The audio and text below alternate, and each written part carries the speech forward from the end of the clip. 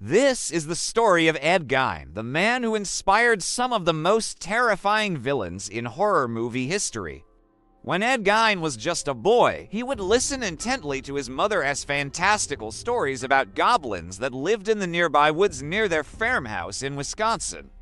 Decades later, those same woods would become the setting for some of the most gruesome murders in history, murders so savage that they would inspire the creation of some of Hollywood's most iconic slashers and serial killers. But what kind of man did these heinous acts?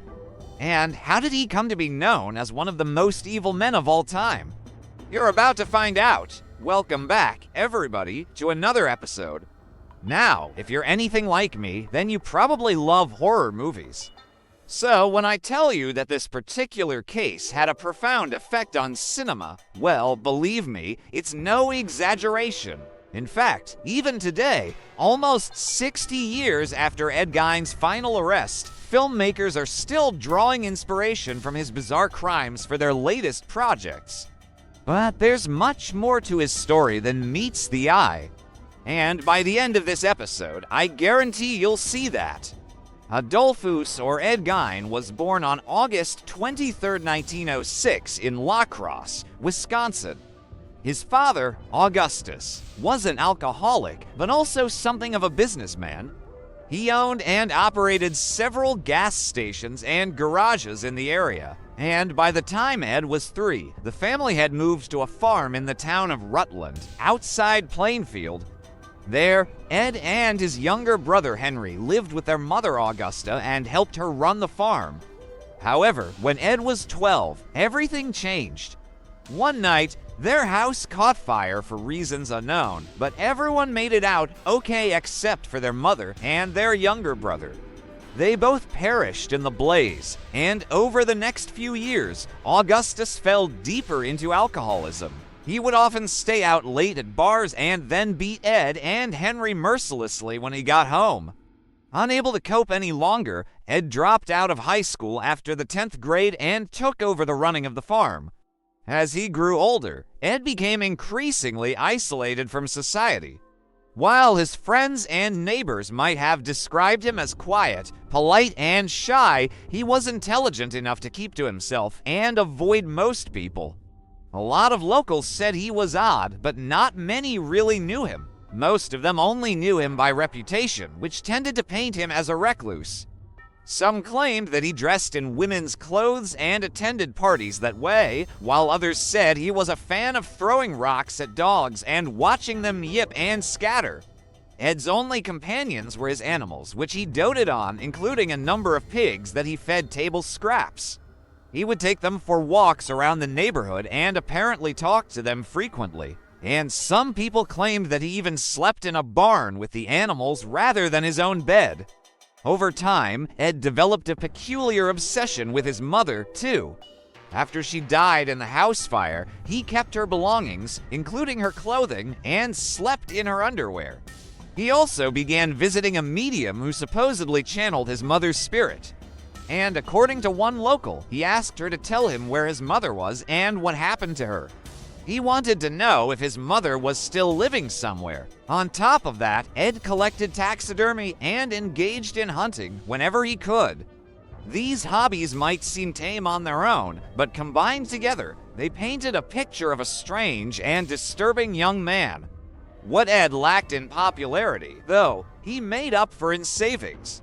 As the years passed, he built up a substantial amount of money and purchased several properties in the area.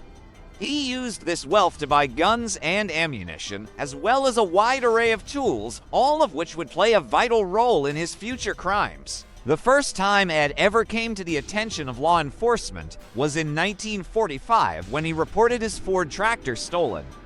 Sheriff's deputies investigated and soon discovered that Ed had actually stolen the vehicle himself. He admitted to this and pleaded guilty to the theft. However, given his lack of criminal record, he was let off with a suspended sentence and a fine. This marked the first time Ed ever set foot inside a courtroom, and sadly, it wouldn't be the last. On November 19, 1954, Mary Hogan went missing in Plainfield, Wisconsin. She was last seen leaving the Crystal Theater after attending a matinee showing of The Caine Mutiny. According to reports, she walked out of the theater around 3 p.m. and was never seen alive again. Despite extensive searches of the area, no trace of the missing woman could be found. The case went cold within weeks and the police had no suspects. That would change in 1957 when Bernice Worden and her daughter went missing. Again, the authorities had no leads, but Bernice's husband offered a $5,000 reward for information in the case. Ed Gein saw this as a once-in-a-lifetime opportunity to make some money. He convinced himself that he knew who was responsible for the women's disappearance and contacted the local newspaper to tell them what he knew. And in exchange, he demanded half of the reward money. When the sheriff learned that Ed had been trying to blackmail them, he arrested him on suspicion of murder. Gein led the officers to his house, where they began searching for evidence. They soon uncovered a number of disturbing things, including a mannequin made from one of Worden's dresses. It didn't take long for the police to realize that this wasn't just a robbery gone wrong. And the closer they looked, the worse things became. Before long, they had found complete skeletons in the basement of the house, one of which was identified as Bernice Worden. They also found the decapitated head and torso of Mary Hogan, along with a number of other body parts. To say that Ed's neighbors were shocked is a massive understatement. Some of them would later testify in court that they had never suspected Ed of being capable of such violence. Instead, they remembered him as a friendly man who kept to himself. And it wasn't until after his arrest that they learned the truth. On December 1957, Ed Gein was charged with 2 counts of first-degree murder. However, due to a lack of evidence, the charges were reduced to 2 counts of second-degree murder. At the preliminary hearing, Ed's defense attorney attempted to convince the judge that his client was insane and therefore should not be held responsible for his actions. However, the judge ultimately decided against this, declaring that there was no proof of insanity and that Ed understood the difference between right and wrong.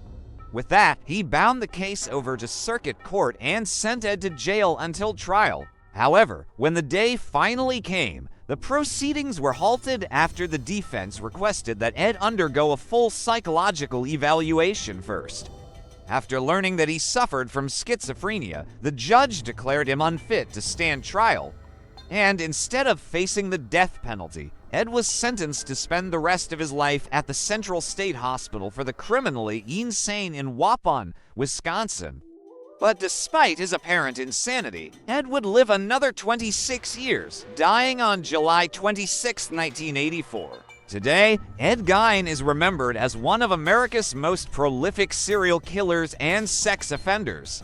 But perhaps his greatest claim to fame is the fact that he inspired some of the most famous horror villains of all time, including Hannibal Lecter from The Silence of the Lambs, Leatherface from the Texas Chainsaw Massacre, and Norman Bates from Psycho, to name just a few.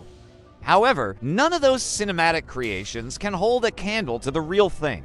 What do you think? Let me know your thoughts in the comments below, and remember to subscribe if you haven't already. As always, I'm your host. Until next time, stay safe